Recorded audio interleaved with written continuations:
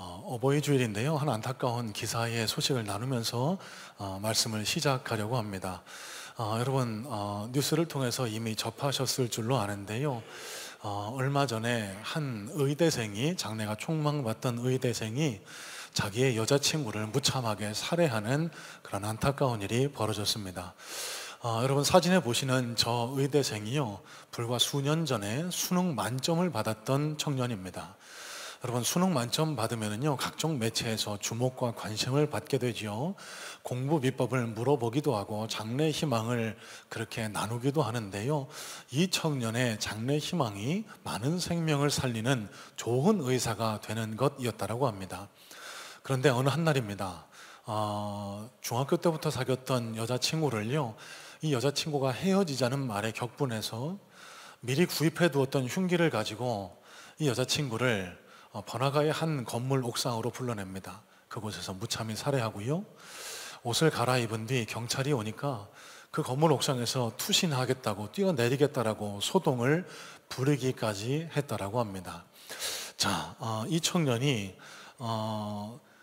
이전에는요 수능 만점자로 한 교육업체, 사교육업체에게 멘토로 활동하기도 했고요, 어떤 언론과의 인터뷰에서는 이렇게 이야기를 하기도 했습니다. 많은 생명을 살리는 좋은 의사가 되고 싶다라면서 환자를 가족처럼 생각할 수 있는 따뜻한 마음과 환자의 아픈 곳을 신속하게 치료해 줄 수 있는 뛰어난 실력을 갖춘 외과 의사가 되고 싶다라고 그렇게 자신의 포부를 밝혔던 청년이기도 했습니다.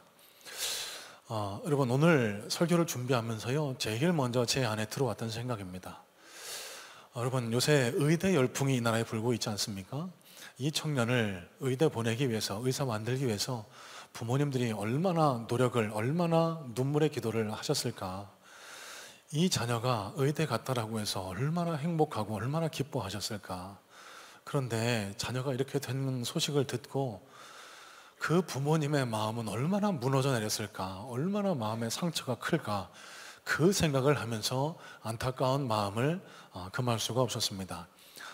여러분 어버이 주일입니다. 또 오늘은 앞서 말씀드린 대로 사도행전을 마무리하는 날이기도 한데요, 공교롭게도 사도행전의 마무리가 이렇게 되고 있습니다. 앞서 읽었던 30절 31절인데요 바울이 온 이틀을 자기 셋집에 머물면서 자기에게 오는 모든 사람을 다 영접하고 하나님의 나라를 전파하며 주 예수 그리스도에 관한 모든 것을 담대하게 거침없이 가르치더라. 여러분 28장에 걸친 사도행전의 대단원의 막이 이 로마에 도착한 바울이 셋집을 얻어서 온 이태 whole 2 years 동안 자신에게 찾아오는 사람들을 가르쳤던 겁니다. 주 예수에 관해서 담대하고 거침없이 가르쳤다라고 말씀을 기록하면서 사도행전의 막이 내리고 있습니다. 어버이 주일을 맞는 오늘 하나님께서 우리에게 무엇을 요청하고 계실까 묵상하는 끝에 이 땅을 살아나가는 우리 성문의 부모님들에게, 자녀들에게 무엇을 담대하고 거침없이 가르쳐야 할까? 사도 바울의 모습에서 우리는 무엇을 본받고 무엇을 가슴에 새겨야 우리 가정이 복된 가정, 우리 자녀들이 복된 자녀가 될 수 있을까? 부모를 공경하라, 부모를 잘 섬겨야 우리가 복됩니다 라는 설교는 잠시 접어두고요, 사도행전의 맥락을 쫓아서 이 땅의 부모된 저와 여러분들이 어떻게 자녀들을 양육하는 것이 하나님 뜻에 맞는 하나님 나라의 부모가 되는 방법인지를 함께 살펴본 사도행전의 말씀의 부분들을 함께 다시 살펴보면서 어버이날 하나님께서 우리에게 전하기를 원하시는 하나님 나라의 교훈을 우리 삶과 심령에 새겨 나갈 수 있게 되기를 소망합니다. 자, 먼저 저 앞선 사도행전 3장 말씀을 다시 한번 살펴볼 텐데요. 자, 사도행전 3장 1절로 2절 말씀에 이런 말씀이 기록됩니다. 제9시 기도 시간에 베드로와 요한이 성전에 올라갈새 나면서 못 걷게 된 이를 사람들이 메고 오니 이는 성전에 들어가는 사람들에게 구걸하기 위하여 날마다 미문이라는 성전 문에 두는 자라. 여러분 사도행전 3장은요 너무나 유명한 사건이 기록되고 있습니다. 오순절 마가의 다락방 성령님이 임하신 사건 이후에 베드로와 요한이 기도하기 위하여 예루살렘 성전에 들어가고 있을 때입니다. 마침 구걸을 하기 위하여 나면서부터 못 걷게 된 한 안전뱅이를 사람들이 들쳐매고 왔는데요, 그 거린과 이 베드로가 눈빛을 교환하게 되고요, 그래서 베드로가 그를 불쌍히 여겨 은과 금 내게 없거니와 내게 있는 이것을 내게 주노니 일어나 걸으라 하라고 예수의 이름으로 선포했을 때 한 번도 걸어본 적이 없는 안전뱅이가 일어나 걷게 되었다라는 놀라운 기적의 역사가 사도행전 3장에 기록이 되어 있습니다. 여러분, 이 사도행전 3장을 어떻게 읽으세요? 하나님 앞에 열심히 기도하고 성령의 충만함을 받으면 이런 안타까운 질병도 나을 수가 있다, 놀라운 질병, 치유의 역사가 일어난다. 여러분, 물론 그것도 맞습니다. 하지만 이 기적의 역사, 치유의 역사에만 함몰되다 보면은요, 이 말씀을 기록하신, 이 사건을 기록하신 하나님의 진짜 의도를 그냥 지나치고 넘어갈 우려가 있습니다. 자, 그러면 하나님께서 이 사건을 우리에게 다시 보게 하시고 주목하게 하신 이유는 무엇일까요? 자, 3절과 4절 말씀도 다시 한번 보겠습니다. 3절 4절입니다. 그가 베드로와 요한이 성전에 들어가려 함을 보고 구걸하거늘 베드로가 요한과 더불어 주목하여 이르되 우리를 보라 하니. 자, 여러분, 이 구절, 짧은 두 구절에만 보라라고 하는 단어가 세 단어나 등장을 하고 있습니다. 이 보라라는 단어에 우리가 새겨야 할 교훈의 핵심 내용이 담겨 있다라고 생각을 합니다. 여러분, 질문하겠습니다. 믿음이란 무엇일까요? 믿음을 어떻게 정의하실까요? 기도하는 것 중요합니다. 예배 드리는 것 꼭 있어야 하는 일입니다. 여러분, 하지만 오늘 설교의 맥락을 쫓아서 사도행전 3장의 맥락을 쫓아서 다시 한번 믿음을 정의해 보면은요, 믿음은 바라보는 겁니다. 다시 말씀드립니다. 믿음은 바라보는 겁니다. 믿음은요, 우리가 한 주간 동안에 또 세상 속을 살아왔지 않습니까? 세상을 바라보고 내가 원하는 것들을 바라보고 탐욕과 욕망을 바라보고 죄악 속을 살아왔던 우리의 시선을 이 예배를 통해 하나님을 바라보는 것, 이게 예배의 목적이고요, 이런 맥락에서 믿음의 근본적인 의미는 바라봄에 있다라고 말씀을 드릴 수 있는 것 같습니다. 자, 제가 무슨 말씀을 드렸는지 조금 더 자세히 말씀을 살펴볼게요. 3절 말씀에 보시면 이렇게 말씀이 기록됩니다. 그가 베드로와 요한이 성전에 들어가려 함을 보고 구걸하거늘. 나면서부터 안전뱅이였던 이 선천성 안전뱅이, 이 거지가 구걸을 하기 위해서 그 성전 미문에 앉아 있었어요. 지나가는 사람들을 아무 목적 없이 바라보고 있었습니다. 이때 사용된 보다라는 단어는요, 헬라 원어로 에이도라는 단어를 쓰거든요. 이 단어를 굳이 영어로 번역을 하자면 see라고 번역을 할 수 있겠습니다. 여러분, see와 look at은 다릅니다. see는 그냥 보니까 보여지는 거고요, 여러분들이 지금 저를 바라보시는 눈빛은 see가 아니겠죠. 의미 없이 바라보는 건 아니시죠. look at, 집중해서 바라보는 것을 look at 이라고 합니다. 이 거리는요, 아무 목적과 의미 없이 지나가는 사람들, 그 중에 누가 나를 도와줄까, 그 중에 누가 나에게 적선을 해줄까, 이런 의미로 아무 목적 의미 없이 허공을 지나가는 사람들을 바라보고 있었던 겁니다. 이때 하나님의 마음이 베드로에게 임합니다. 베드로가 그 거린을 안전뱅이를 주목합니다. 자, 여기 주목하다라고 했을 때 사용된 단어는 아테니조라는 단어를 쓰는데요, 영어로 하면 게이지고요, 베드로가 그 거지에게 요청하죠.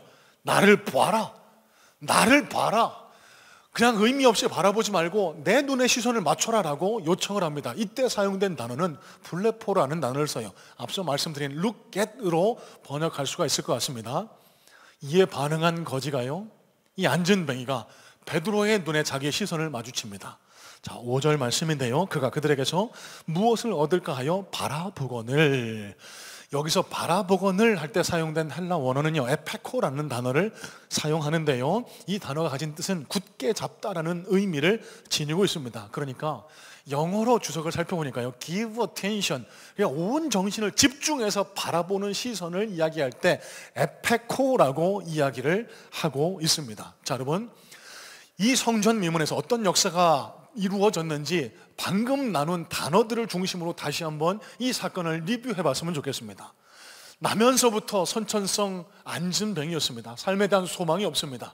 그저 누가 성전 미문, 사람들이 많이 다니는 번화가 앞에 내려다 주면은요, 하루 종일 누가 나를 도와줄까 허공을 응시하면서 목적도 의미도 없이 지나가는 사람들을 바라보고 살아갔던 것이 이 안진뱅이의 삶의 모습이었습니다. 그때 하나님의 은혜가 베드로를 통해서 이 거린에게 임합니다. 나를 바라보라고, 헛된 것을 바라보지 말고, 아무런 목적과 의미 없는 것들을 바라보지 말고 나를 바라보라고 베드로를 통해 하나님이 말씀하셨고요, 그때 그 안전뱅이의 시선이 베드로의 시선, 베드로의 눈 속에 담겨있는 예수님의 시선과 마주쳤을 때 그때 역사가 일어나기 시작했다는 사실입니다. 아무 목적, 의미 없는 그 삶의 목적과 의미가 생겨나기 시작했고요, 그가 다시 일어나 새로운 삶을 시작하는 변화의 역사가 그 시선으로부터 시작했다는 사실입니다. 자, 여러분, 이어지는 6절 말씀 보겠습니다. 은과 금은 내게 없거니와 내게 있는 이것을 내게 주노니 나사렛 예수 그리스도의 이름으로 일어나 걸으라. 이 거린의 시선과 베드로의 시선이 마주쳤을 때 베드로의 입술을 통해서 이 놀라운 선포가 이루어졌습니다. 은과 금 내게 없거니와 내게 있는 이것을 내게 주노니 일어나 걸으라 라고 했을 때 그 거린이 벌떡 일어나는 역사가 일어났고요, 무의미한 그의 삶 속에 의미가 생기고 걷지 못했던 그의 다리에 힘이 생기고 소망이 없었던 그의 삶에 목표와 소망이 생기는 놀라운 변화가 그 시선 맞춤으로부터 시작되었다는 사실입니다. 여러분, 히브리서 11장에는요 이런 말씀이 기록됩니다. 믿음은 바라는 것들의 실상이요 보이지 않는 것들의 증거다라고 하면서 믿음의 여러 선조들을 그 후에 열거합니다. 에녹은, 노아는, 아브라함은, 이삭은, 요셉은, 노아는, 모세는 쭉 열거하면서요, 이 사람들이 어떻게 믿음의 조상이 됐는지, 어떻게 하나님 나라에 갈 수 있었는지를 그 결론에 해당하는 다음 장 히브리서 12장 2절 말씀을 통해 이렇게 밝히고 있습니다. 자, 믿음의 주이신, 믿음의 주여 온전하게 하시는 이인 예수를 바라보자라고. 자, 다시 한번 해석해 볼게요. 어떻게 이 사람들이 구원받았다고요? 어떻게 이 사람들이 하나님 나라에 들어갈 수 있었다고요? 하나님을 바라보는 시선 때문에, 믿음의 주요 온전하게 하시는 이인 예수를 바라보는 그 시선으로 그들은 구원을 받았고 하나님 나라에 갔다고 성경은 기록을 하고 있습니다. 여러분, 이런 의미에서 믿음은 시선입니다. 믿음은 바라보는 겁니다.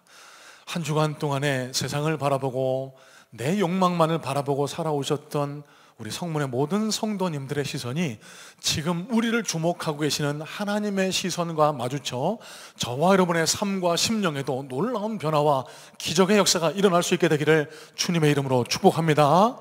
여러분, 우리의 시선으로 믿음을 증명하는 겁니다. 우리 자녀들에게 이 믿음의 시선을 가르쳐 주실 수 있어야 돼요. 세상의 헛된 것들을 바라보는 것이 아니라 한낱 거품처럼 사라져버릴 세상의 헛된 부와 명예와 세상의 탐욕을 바라보라고 가르치는 것이 아니라 우리가 먼저 주님께로 시선을 맞춰서 무엇을 바라보고 살아가는 것이 참되고 바른 삶인지를 가르쳐 주는 것이 어버이날을 맞은 오늘 이 땅을 살아가는 믿음의 부모님들에게 요청하시는 하나님의 권면인 줄로 믿습니다. 여러분, 제게는 한 친구가 있는데요, 고등학교 시절 단짝 친구였습니다. 지금은 물론 만나지는 않고 있습니다. 고등학교 시절, 중학교 시절부터 친구였는데 서로를 향한 마음에 우리 도원결이라고 하죠. 의형제, 우리 죽을 때까지 같이 함께 꿈을 꾸고 함께 무언가를 이루어 나가자라고 그렇게 마음을 모았던 한 친구가 있습니다. 그런데 이제 한 30여 년이 흘러보니 각자가 사는 모습이, 살아가는 삶의 방향이 많이 달라져 있는 것을 또 깨닫게 됩니다. 얼마 전에 있었던 대장동 사건의 주역 남욱이라는 이름의 친구가 제 단짝 친구였습니다. 제가 기억하는 이 친구의 평생의 소망은요, 물질적인 성공이었습니다. 돈을 많이 버는 거였어요. 이런 말씀까지 드리게 돼서 정말 죄송합니다만 적어도 제가 기억하기로는 이 친구는요, 이성을 사귈 때도요, 먼저 그 가정 환경을 보고 여자친구를 사귀었습니다. 그러니까 물질적으로 나를 도와줄 수 있을 것인지 그렇지 않을 것인지를 미리 판단하고 마음을 나누고 그렇게 교제를 이어갔던 친구입니다. 어떤 분은 목사님도 그런 거 아니에요? 그렇게 얘기하실지 모르겠지만 저는 그렇지 않습니다. 평생의 소원이 돈으로 떵떵거리며 사는 것이었고요. 여러분 기억하시는 대로 수천만 원의 투자금으로 수백억 대의 이윤을 남긴, 그래서 선의의 피해자들을 남긴 대장동 사건의 주역, 지금도 재판이 이어지고 있고 한때 구속돼서 그렇게 삶을 살았던 친구가 제 오랜 단짝 친구였습니다. 안타까운 것은 그 자녀가 뭘 보고 어떤 삶을 살아갈 것인가에 대해서 참 안타까운 마음입니다. 죄송합니다. 제가 뭐 잘났다, 뭐 잘 살고 있다 이런 말씀을 드리는 건 아니고요. 저는 늘 부모님에게 돈을 쫓고 살아서는 안 된다라는 그런 교훈을, 가르침을 받고 살아왔습니다. 돈보다 더 중요한 게 있는데 그건 영혼이고 영원한 삶이라고. 그래서 영혼을 살리는 이 목회를 너무 가볍게 여기지 말라고. 영혼을 위해서 살아가는 것이 얼마나 보람되고 참된 삶인지 네가 알았으면 좋겠다라고 어렸을 때부터 계속 그 가르침을 받으면서 살아왔습니다. 그 결과가 오늘 여러분 앞에서 말씀을 나누며 하루하루를 살아가고 있는 목회자가 된 제 삶이라고 생각을 합니다. 여러분, 비록 제가요 세상적으로 많은 건 누리지 못하고 제 욕심을 다 채우고 살지 못해도요, 저는 한날 한날이 감사하고 행복합니다. 강단에 서서 말씀을 나누는 자체가 너무 감격스럽고, 부족하지만 못났지만 목사로 인정해주고 제 말에 귀를 기울여 주시는 성도님들이 있다는 사실에 늘 위안이 되고 감사하고 있습니다. 여러분, 제가 무슨 말씀을 드리고 싶을까요? 우리가 지금 어디를 바라보고 무엇을 바라보고 살아가느냐가 우리의 운명을, 우리의 삶을 결정짓습니다. 여러분, 우리가 지금 무엇을 목표로, 무엇을 바라보고 우리가 어떤 시선을 가지고 살아가느냐가 우리의 삶이 어떤 삶인가를 판가름하고 우리 삶이 하나님 앞에서 그리고 또 사람들 앞에서 성공한 삶이냐 그렇지 않는 삶이냐를 판가름하는 기준점이 될 수 있다는 사실입니다. 여러분, 간절히 소망합니다. 오늘 이 시간 저와 여러분이 무엇을 바라보고 어떤 시선을 가지고 살아가는지를 잘 점검하시고 하나님 앞에 우리의 온전한 시선을 올려드릴 수 있는 믿음의 부모님들 다 되실 수 있게 되기를 주님의 이름으로 축복합니다. 우리가 바라보는 그 시선을 바라보고 자란 아이들이 바르고 참된 것을 바라보고 자라 하나님의 은혜와 하나님의 보호하심 속에 복되고 참된 삶을 살아나가는 그런 믿음의 자녀들이 되지 않겠습니까? 자, 여러분, 오늘 6절 말씀 다시 한번 볼 텐데요. 사도행전 3장 6절입니다. 베드로가 이르되 은과 금은 내게 없거니와 내게 있는 이것을 내게 주노니 나사렛 예수 그리스도의 이름으로 일어나 걸으라 하고.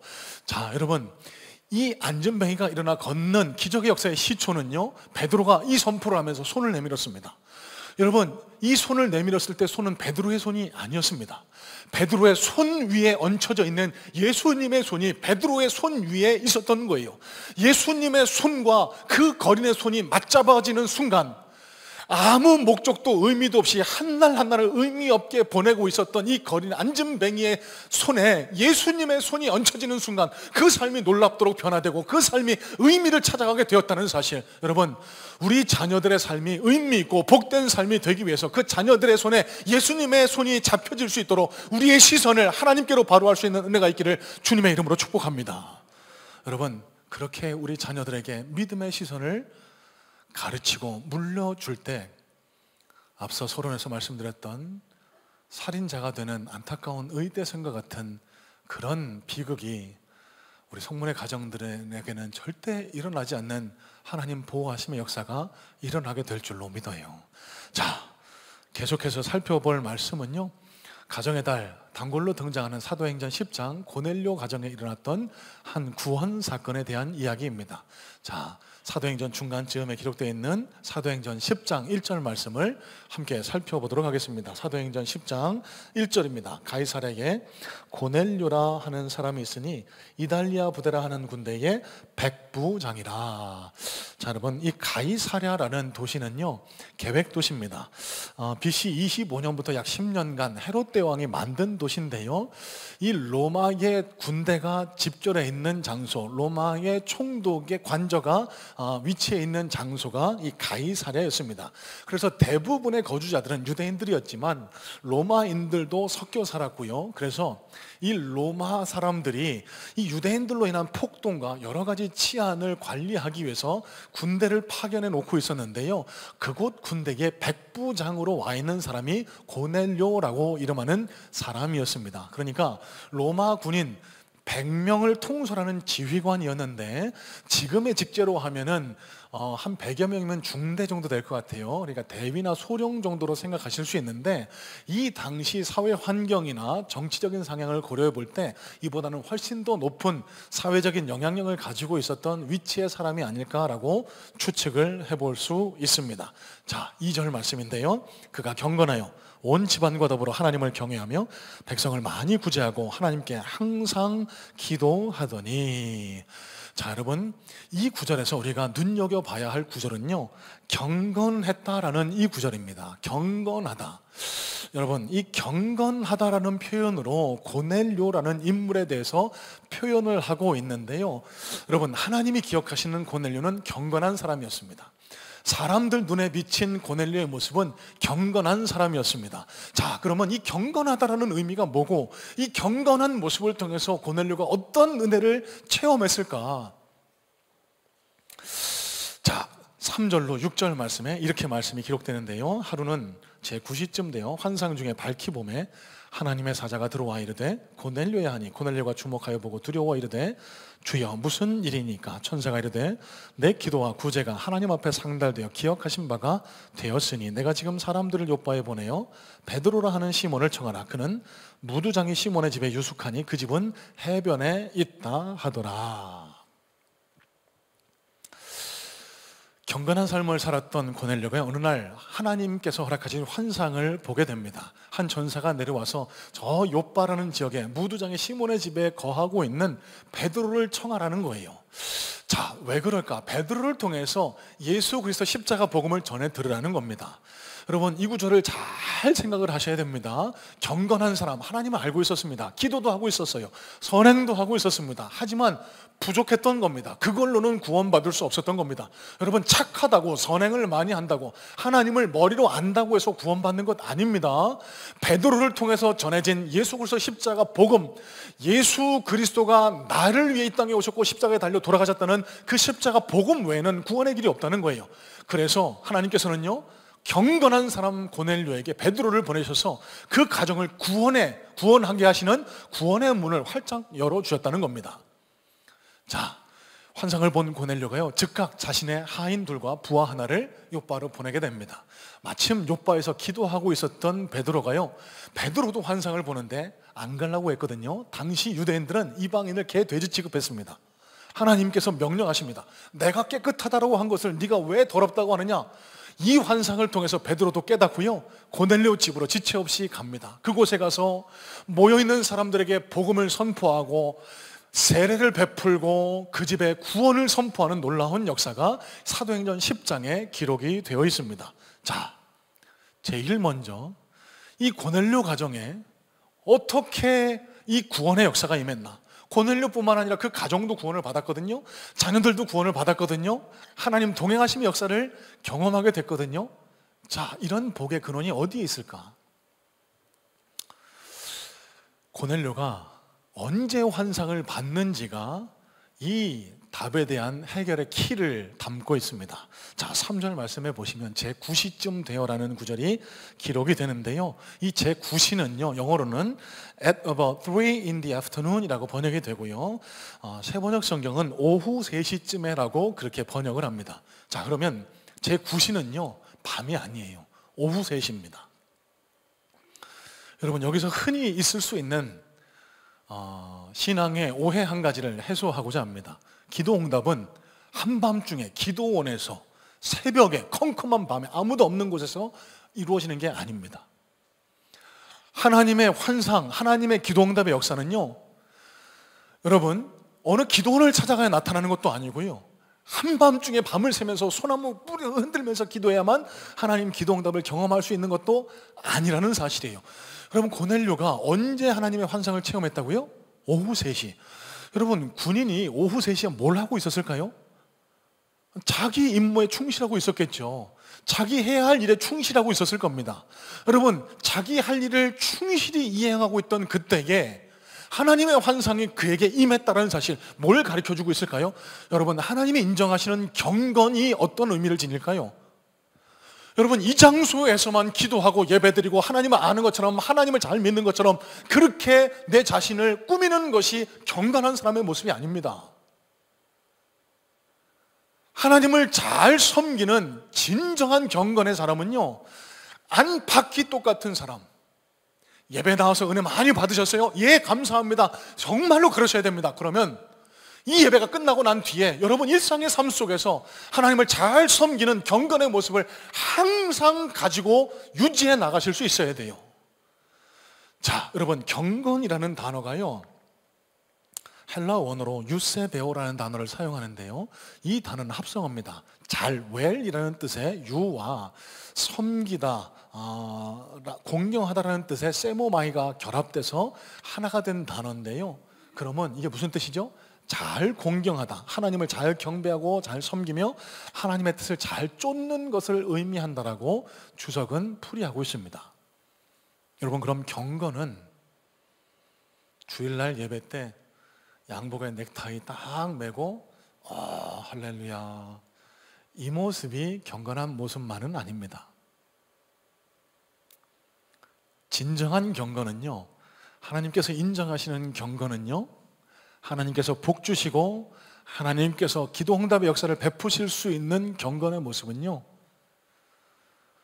예배당에서뿐만 아니라 여러분 일상의 삶 속에서도 하나님을 잘 섬기고 하나님의 뜻을 쫓아 살아가는 모습을 보이는 삶, 그것이 하나님이 원하시는 경건한 그리스도인의 모습이고, 그 경건의 모습을 갖춘 자에게 하나님의 놀라운 기도 응답의 역사와 구원의 역사가 임할 수 있다는 사실을 기억하시길 주님의 이름으로 축복합니다.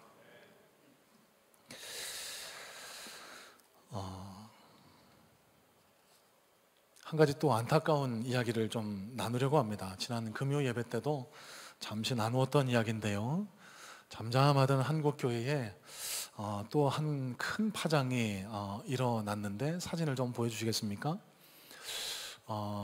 캄 선교회라는 곳이 있다라고 합니다. 초교파 선교단체인데, 이 선교단체를 이끌고 있는 데이비드 차 목사님, 한국명은 차형교 목사입니다.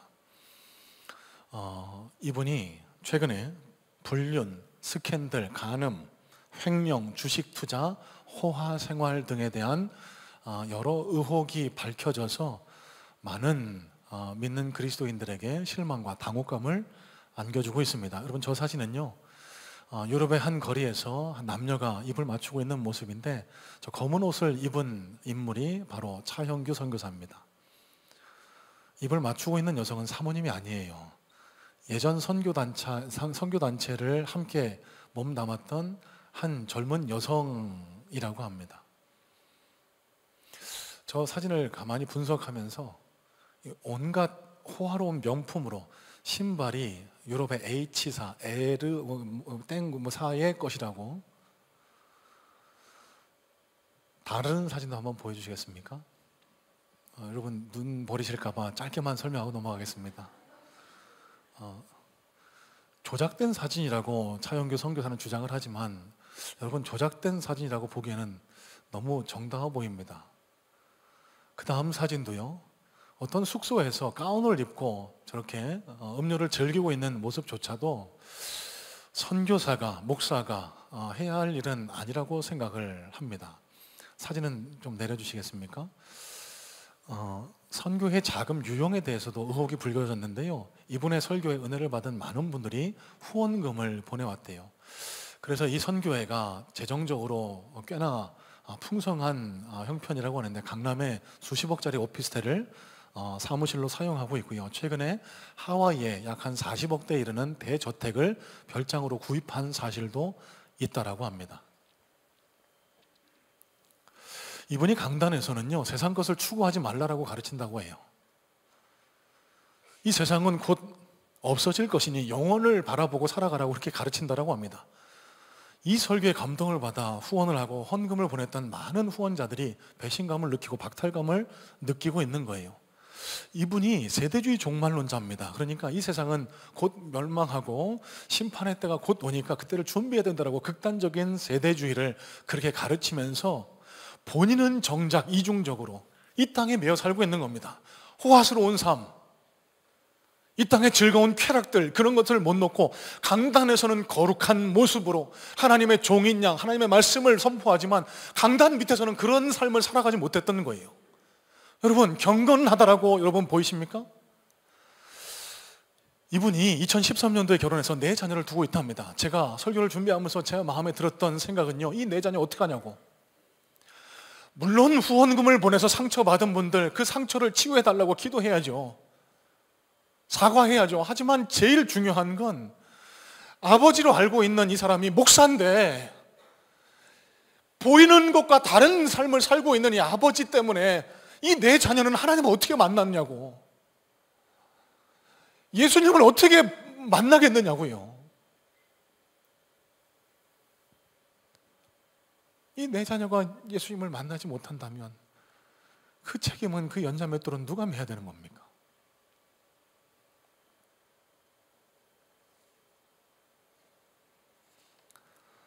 여러분, 제가 무슨 말씀 드리고 싶을까요? 우리 가정에도 자녀들이 다 있으실 줄로 압니다. 크리스천 가정에서 모태신앙으로 태어난 우리 믿음의 다음 세대가 신앙을 계속 이어가지 못하는 가장 결정적인 이유 중에 하나가 부모님들의 이중적인 신앙의 태도 때문이라고 합니다. 교회에서는 거룩하고 선하고 아름다운 척, 믿음 좋은 척 하지만 정작 가정에서는, 실제 삶 속에서는 그런 삶을 살아가지 못하는 모습을 보고 실망하고 하나님이 어디 있느냐고, 우리 엄마 아빠가 저렇게 살아가는 걸 보면 하나님 안 계신 것 같다고, 그래서 하나님을 떠나고 신앙에서 떠나는 다음 세대가 많다는 거예요. 여러분, 저와 여러분들에게 경건의 은혜가 임할 수 있게 되기를 주님의 이름으로 축복합니다. 우리에게 이런 간절한 기도가 드려질 수 있으면 좋겠어요. 하나님, 우리 자녀들 축복의 선물로 허락해 주셨는데 이 자녀들이 믿음의 자녀로 성장해 나가기를 원합니다. 그러기 위해서 하나님, 제가 날마다 성전 안에서뿐만 아니라 가정에서도, 실제 삶 속에서도 언제 어디서나 하나님을 항상 잘 섬기고 하나님의 말씀을 쫓아 살아가는 고넬료 같은 경건의 모습을 가지고 살아갈 수 있는 힘과 능력과 지혜를 허락해 주세요. 그래서 내가 살아가는 모습을 보고, 나의 경건의 모습을 보고 우리 자녀들이 하나님 살아계심을, 예수님의 손을 붙들 수 있는 은혜가 우리 가정에 임할 수 있게 해달라고, 여러분, 이런 기도가 우리에게 드려질 수 있게 되기를 간절한 마음으로 소원하고 축복해요. 여러분, 오늘 사도행전의 마지막 구절에 사도 바울이 주 예수 그리스도에 관한 것을 담대하고 거침없이 가르쳤다라고 그렇게 말씀을 기록하며 사도행전의 말이 내리고 있습니다. 여러분, 어버이날을 맞는 오늘 이 주일 아침에 부모님 된 우리 성문의 성도님들, 우리 부모님들, 우리 자녀들에게 뭘 가르쳐줘야 할까요? 무엇을 담대하고 거침없이 가르쳐줘야 할까요? 여러분, 믿음은 시선이라는 사실을 가르쳐 주시길 바라요. 믿음은 경건이라는 사실을 가르쳐 주시기를 주님의 이름으로 축복합니다. 여러분, 성전 안에서만 그리스도인이 아니라 여러분 가정에서도, 일터에서도, 학교에서도, 사업장에서도 그리스도인다운 경건의 삶, 늘 시선을 주님께로 맞추는 삶을 살아가셔서 우리 믿음의 자녀들이 하나님을 바라보고 주님의 인도하심 가운데 복된 믿음의 자녀로서의 삶을 살아갈 수 있게 되기를 주님의 이름으로 소원하고 축복합니다. 여러분, 이 사실을 통해요, 이 믿음이 우리 성문의 가정들의 주어짐을 통해서 우리 성문의 가정들이 더 사랑과 믿음으로 하나 되는, 그래서 하나님이 복 주시기에 합당한 그런 복된 성문의 가정들이 다 되시기를 주님의 이름으로 축복합니다.